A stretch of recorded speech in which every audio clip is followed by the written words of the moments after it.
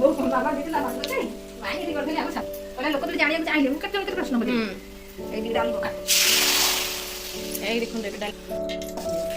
ବାକି କଣ ଛାନିଆ ହେଇକି ତେଲ ପକେଇ ଦଉଥିଲି ତାତି ନଥିଲା କାହିଁକି କାଳୁ ବୁଝିଥିଲି ମା ଆସିକି ଏଠି ବସିଲେ ତାପରେ ମୁଁ ଶିଖିଲି ଏଇ ଶିଖିବା ତ ମା ଭଲ ବି ଜାରି ହେଇଯାଉଛି ଏଇଟା ହିଁ ବାଇଗଣ ଆଉ ସିଝା କରିକି ମାନେ ଚକା ହଳଦୀରେ ବହୁତ ଭଲ ହାତ ମାନେ ଅଧା ଚାମଚ କମ୍ ହଳଦୀ ଗୁଣ ଲଙ୍କାରେ ପକେଇଲେ ତରକାରୀ ଟିକେ କଲର ଆସିବ ପକେଇଲେ ଲଙ୍କା ଗୁଣ ହଳଦୀ ଗୁଣ ଯେତେବେଳେ ଯେଉଁ ତରକାରୀ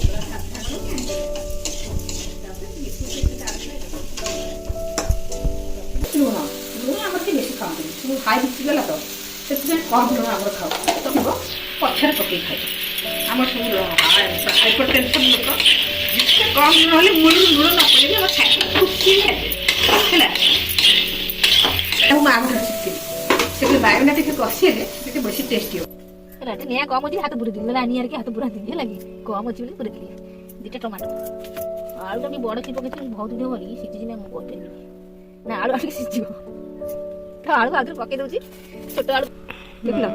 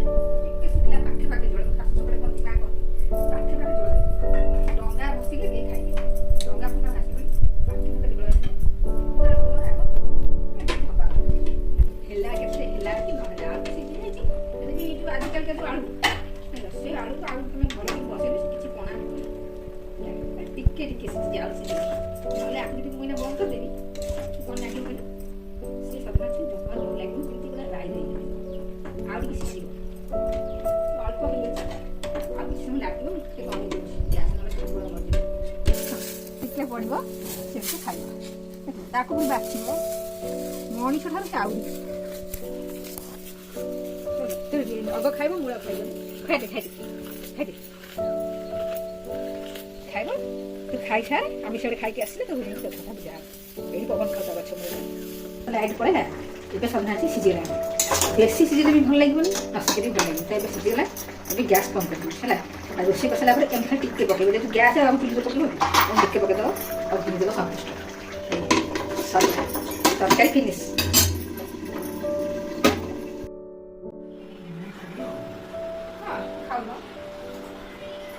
पंपी आड़ी दी नहीं भात डाली सजना छुई तरकारी बिलाती बिलाती पोड़ी नी तो बिलाती खटा सब दिन करे पोड़ी टे करदे सीटा हूँ माछ तरकारी सीना धीरे धीरे बाछिकी खाइबे है घर आगे खाइबे आज समस्ते खाइबे छोट छुआ जो मन था भी आगे दिए खाइबे घर मुख्य खाइले तुम सब इम्प्रूव हो है जदि आम कह आगे खाईदेवी रोषे कर मोर कौन जीवार मो देह असुस्थ अच्छी गोटे कौन टे खाईदेवी बोले एमती आगे खाई कुछ मान न बापा मैंने टे खाइबे कि रखिए कि बड़े कुछ अच्छे खाइबे बस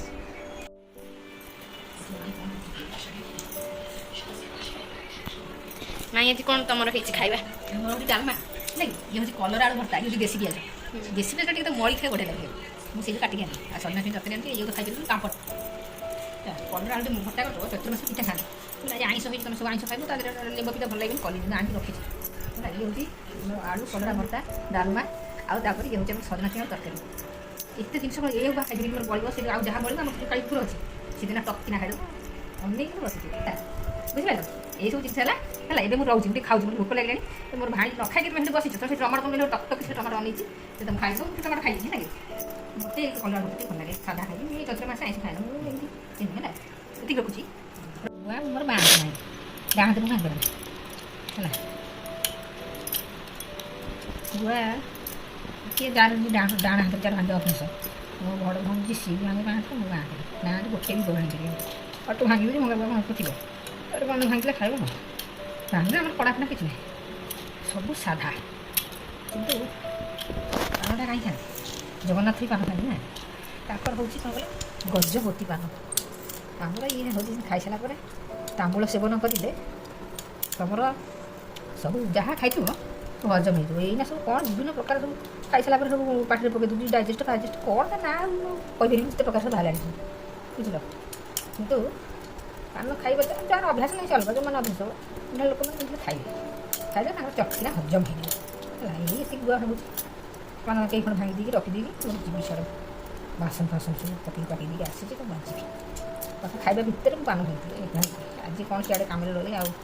ଭାଙ୍ଗିନି ସେଇନା ଶୋଇକି ଉଠିବେ ମାନେ ପାନ ନାହିଁ ମାନେ ମୁଣ୍ଡ ଖରାପ ହେଇଯିବ ତ ସେଥିପାଇଁ ମୁଁ ପାନ ଭାଙ୍ଗି ଦେଉଛି ହେଲା ଏମିତି ଗୁଆ ଭାଙ୍ଗିଲେ ଆଉ ଧୂଳି ଧୂଳି ଗୁଆ ଦରକାର ବଡ଼ ବଡ଼ ଗୁଆ ହେଲେ ନାଚ ହେବନି ଆଉ ମୁଁ ରଫଲି ଭାଙ୍ଗିଦେଲେ କ'ଣ ହେବ ତେଣୁ ଧୀର ହେଲେ ବି ଧୀର ପାଣି ପଥର କାଟେ ହଁ ହେଲା ଆଉ ହେଲା ଗୁଆ ଭଙ୍ଗା ସରିଲା ଛୋଟ ବଡ଼ ବଡ଼ ହେଇଯାଏ ସେ ପୁଣି ସେ ପାନ ଗୁଡ଼ା ରହିଛି ହେଇଗଲାଣି ପାନ ହେଇଯାଉଛି ଥାକେ ଥାକେ ପାନ ହେଉଛି କୁଆଡ଼େ ଖତମ ହେଇଯାଉଛି ସବୁ ସବୁ ଖାଇଦେଉଛି 8-10 ଖଣ୍ଡ ପାନ ଖାଇଦେବି ଆଉ ରହିବ କିନ୍ତୁ ହାତରେ ଟିକେ ଟିକେ ଚୂନ ମାରେ ପାନ ନ ଖାଇଲା କହୁଛି ଟିକେ ଅଧିକା ଚୂନ ହେଇଗଲେ ମାନେ ତାଙ୍କର ପାଟି ଖାଇଯିବ ପାନ ପହଞ୍ଚି ଚୂନ ଖାଇଲେ ଗୋଟେ କ୍ୟାଲସିୟମ୍ ଅଭାବ ହେବନି ଜଣେ ଖାଇପାରିବା ଦରକାର ନା ଆଉ ରାଗ ଲାଗିବ ସବୁ ଜିନିଷ ମୁଁ ଖାଲି ଉପରକୁ ଟିକେ ପାଣି ଭଳି ଆଣିଛୁ ନା ସେଗୁଡ଼ା ବି ମାରିଦେବି ଏମିତି ଖଣ୍ଡ ମାମୁଁ ଭାଣିଜି ଖାଇବି ହେଲା ଏଇଟା ବାପା ଖାଇବି ବାପାଙ୍କର ଅଧିକା ମିଠା ସେ ଯେମିତି ରୁଟିରେ ଯେମିତି ମିଠା ନହେଲେ ହେବନି ପାନରେ ମିଠା କମିଗଲେ ବି ସେ ଖାଇବେନି ବୁଝିଲ ଧୀରେ ଧୀରେ